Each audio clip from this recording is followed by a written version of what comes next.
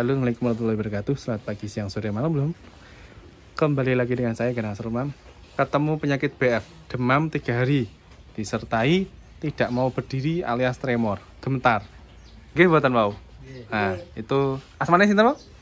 Pak Sucito. Pak Sucito, beliau yang bilang. Tadi beliau itu cerita kemarin sapinya masih mau berdiri, tapi hari ini tiba-tiba tidak mau berdiri sama sekali. Oke. Nah, tak kasih tahu kalau memang sapi biasanya kena BF itu masa krusialnya itu 3 hari. Jadi masa krusialnya 3 hari. Kalau sudah ambruk ngeten iki mesti lebih dari 3 hari. Karena sapinya sudah mau berangsur rendah, turun panasnya. Tapi biasanya efek sampingnya dari BF atau demam 3 hari itu, krusialnya 3 hari pertama, sapi itu masih kelihatan biasa itu kalau daya tahan tubuhnya masih normal. Tapi karena perlawanannya mungkin ini kalah dari antibodinya, si sapi ini, terus akhirnya lemas atau misal dia sudah terlalu capek juga bisa, atau dehidrasi karena suhu tubuh yang tinggi juga bisa. Terus sapinya jerum, tidak mau berdiri, dan setiap kali mau berdiri dia gemetar kakinya. Itu biasanya ciri-ciri kalau sapi kena BF atau pneumonia atau demam atau katisen cara bahasa Jawanya, itu karena dia cara bahasa Jawanya sudah turun kaki atau medun sikil. Nah, tadi beliau juga bilang mame tesih stok ya. Nah, mamnya alhamdulillah sapinya masih mau makan, cuman sayangnya sapi ini harus ngeloloh, oke? Harus disuapin baru mau makan. Tadi tak cek suhu tubuhnya panas, demam kira-kira hampir 40 derajat. Biasanya identiknya dengan BF disertai dengan nafas ngos-ngosan. Pokoknya teman-teman pecinta hewan tetap pasti tahu. Amit Bu, tak lewat nih Bu. Sapinya ngos-ngosan, terus hidungnya terjadinya leleran. Nah, ciri-ciri sapi demam, ya. Kayak paling pirsa nggih. Ciri-ciri sapi demam niku saking congore, Pak. Congore niku kempringet.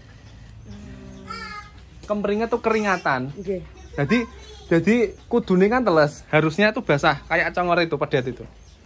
Jadi napa jenenge congor hidungnya tuh harusnya basah lembab, kayak basah terus loh. Tapi kalau ini itu kering tapi keringetan. Nah, ini keringetan tahu tuh? Bisa lihat teman-teman dari kamera. Nah, itu keringetan. Biasanya kalau sudah keringetan nggak ngeten iki mesti dibarengi dengan keluar saliva atau air liurnya. Normalnya itu kan kayak gitu, mengkilap, basah seperti ini loh. Nah, itu mengkilap basah. Kalau sudah seperti itu, tandanya sapi ini sudah mulai ada naik dari suhu tubuhnya.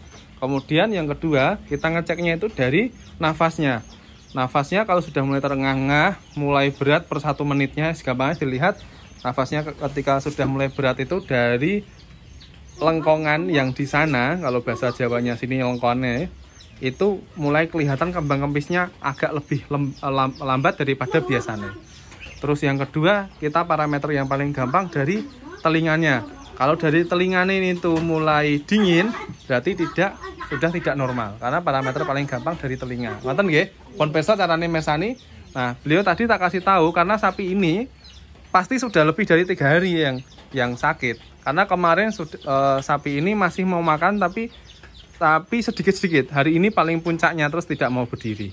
Nah, ketika kalau sudah jerum kayak gini itu sangat riskan sekali, sapi tidak tertolong. Tertolongnya dalam arti apa? Karena ketika dia sudah jerum atau tremor, terjadi kejang di ototnya dan disertai dengan tubuhnya si sapi sudah mulai lemas, dia akan tidak punya tenaga. Ketika dia sudah sembuh pun tidak bisa berdiri lagi. Nah, untuk mengatasinya setiap sehari 4 kali minimal sapi dipaksa berdiri. Ngoten nggih Pak nggih. Sapi dipaksa berdiri dengan cara digeget-geget mawon, dicepit mawon ekore, pangkal ekore, dari pangkal ekor ujung ekor itu maju 3 ruas. Jenengan digigit monggo, ditekuk monggo, tapi paling aman pakai tang. Dicepit. Jadi biar mau berdiri.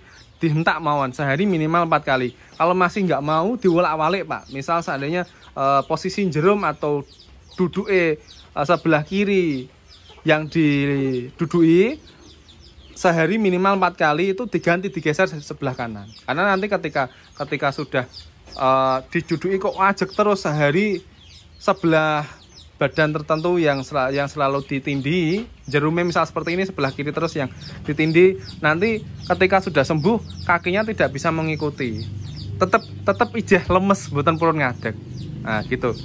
Makanya pentingnya ketika sapi demam atau sapi sakit itu harus dibolak-baliknya. Kalau nanti kalau nggak dibolak-balik kasihan. Iku pun kudu kawin, onten setahun iku pun. Pedet nih, pun kudu kawin ngono kok. Neng ya sanes pedal mawon. Ini kumpul meler iki. Nah, mosok Mas. Nggih, pun kudu kana. Terus tadi setelah pun kudu kawin niku. Pendak dereng lho, Mas. Sithik pun ketawis sok lendine sithik mau, tiba mau. Nah, terus niku untuk ciri-cirinya, yang pertama ciri-cirinya, untuk yang kedua cara menangani sapine, yang ketiga nyuwun tulung dikasih minum kunir sama temulawak nggih Pak nggih. Kunir sama temulawak banyaknya seberapa dikasih, kalau sapi segini 15 liter per hari. Artinya segitu kan 5 liter 1 ember. Dikasih 3 ember, mau nggak mau diminumkan. Jadi untuk kunire itu bisa meringankan rasa nyeri. Misal dia demam juga bisa menurunkan posisi demam. Terus misal temulawaknya bisa merangsang untuk nafsu makane. Nah, niku diparingke sehari minimal 3 ember atau 15 liter untuk sapi segini. Yang kedua, diparingi unjukan jahe, kuning telur sama gula merah nak mboten tetes tebu. Sama, sehari 15 liter. Dicorongke atau diminumkan, dicekokke nggih. Ketika sudah dicekokke, nanti bebas. Misal kunire dulu, nanti yang 2 jam baru jahene, nanti siang atau nanti duhur dikasih lagi, atau pokoknya sembarang bebas. Yang penting sehari 15 liter. Kayak ini mau berdiri, coba Pak didekno Pak, nak purun Pak. Tadi soalnya sudah dicoba berulang kali pun juga nggak mau berdiri, nggak mau terenyuh gitu. Karena ketika sudah tremor seperti ini atau sudah turun kaki medun sikil cara basa Jawane itu ya susahnya begini gitu. Tapi nggak apa-apa lah. Nah, terus itu yang ketiga, yang keempat Pak, terakhir sikile sing bagian belakang nyuwun tulung digebyuri kalih banyu panas, banyu anget, dipopoki wis barang wis pokoke. Dipopoki banyu anget niku ben sapine purun napa jenenge lemes nggih, awake ben mboten kaku. Gitu. Terus Amit ngambil Bu. Nah, jadi teman-teman, saya ada produk baru. Ini vitamin yang dikhususkan untuk hewan. Ini terkandung ada vitamin B1, B6, B12. Gunanya untuk merangsang nafsu makan, apalagi terkendala dengan situasi yang musim pancaroba seperti ini. Nah, ini untuk sapi dewasa ada takarannya, untuk sapi pedet ada takarannya macam-macam. Nah, ini bisa diberikan sesuai takaran. Kalau untuk yang ini, mengke diparingi sedinten ping 3. Sekali minum 1 sendok. Nah, khusus sapi posisi lagi sakit.